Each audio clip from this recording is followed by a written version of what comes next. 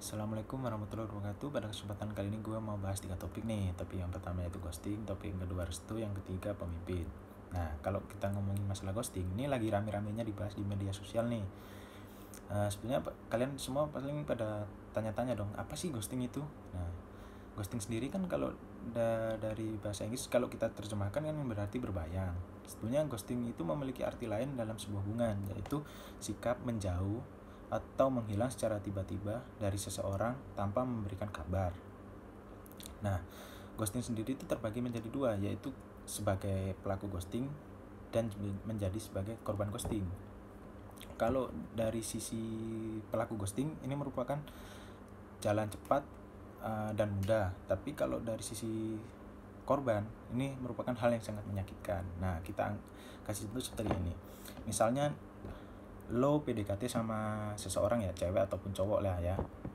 Nah, lo itu mulai chattingan, telepon, bahkan sampai main bareng atau makan bareng sama dia. Nah, hubungan lo itu selama PDKT itu baik-baik aja nih. Bisa dikategorikan misalnya lo PDKT itu selama 7 hari gitu kan. Nah, lo itu baik-baik aja tuh selama 7 hari. Nah, tapi pas hari ke-8 tiba-tiba lo mencoba chattingan sama dia, coba hubungin dia, telepon, bahkan main ke kosan atau ke rumahnya dia itu nggak ada kabar gitu, tiba-tiba menghilang aja, menghindar aja dari lo. Nah, itu merupakan lo menjadi korban dari ghosting itu sendiri. Dan cewek atau cowok yang lo PDKT ini itu menjadi pelaku ghosting itu sendiri gitu. Nah, kalau menurut gue pribadi, ghosting itu sendiri nggak selalu tentang hubungan asmara ya, bahkan hubungan pertemanan juga ada gitu. Terus sampai yang lebih parah mungkin hubungan keluarga, orang tua sama anak itu. Kalau sampai itu terjadi, itu buruk sih, kalau menurut saya perilaku yang nggak baik lah kalau sampai ngeghosting orang tua gitu. Tapi banyak kejadian yang kayak seperti itu, sampai orang tuanya harus nyari nyari anaknya sampai bawa-bawa fotonya gitu.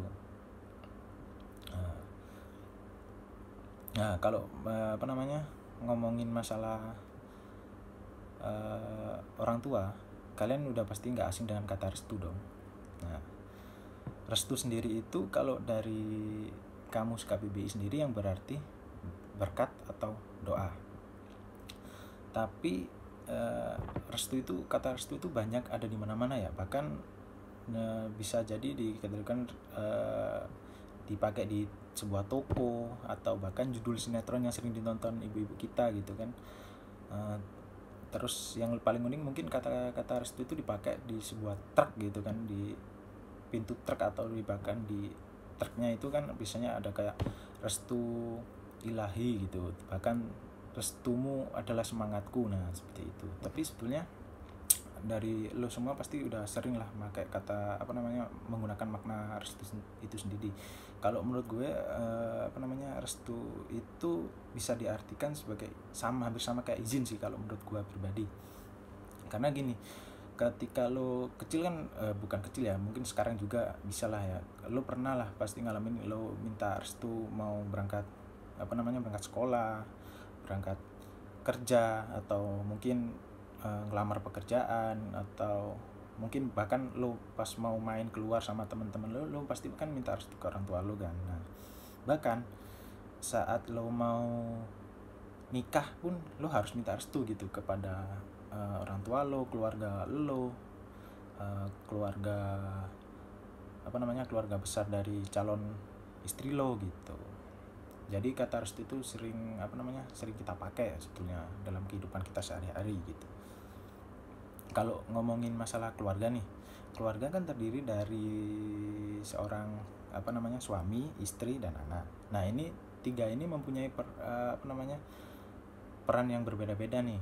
Kalau menurut gue anak itu sebagai pelengkap, kalau ibu itu sebagai support atau penyeimbang. Nah, si suami ini atau bapak ini berperan sebagai seorang kepala rumah tangga atau pemimpin atau nahkoda lah ya, nahkoda di sebuah keluarga gitu.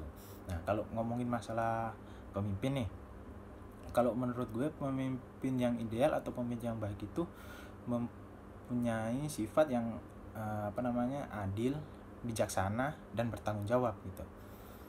Karena kalau kita lihat sekarang ini banyak pemimpin yang menurut gua pribadi itu masih egois ya, dalam artian egois itu masih mementingkan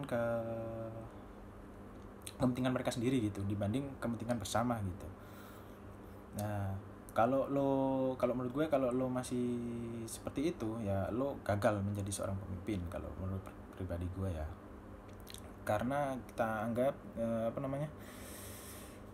banyak kasus nih kayak pemimpin-pemimpin yang kurang amanah lah kalau diberi tanggung jawab yang besar tapi masih kurang amanah gitu. Nah, kalau lo jadi seorang pemimpin ya lo harus itu tadi mempunyai sifat yang itu tadi, karena lo jadi pemimpin bukan berarti lo bisa seenaknya sendiri ya. Jadi gini nih, ada mungkin gue kasih contoh lah, contoh kecilnya aja dalam sebuah perusahaan gitu. Misalnya lo menjadi pemimpin di sebuah divisi atau apalah gitu kan, tapi lo seenaknya sendiri gitu. Lo misalnya punya bawahan yang lo suruh kerja sampai 7 kali 24 jam. Nah, itu bukan sebuah hal yang harusnya dilakukan seorang pemimpin gitu kan. Perilaku kayak gitu kan udah bukan bukan sifat dari seorang pemimpin gitu. Masa 7 kali 24 jam gitu kan, bawahan lo itu juga manusia gitu loh.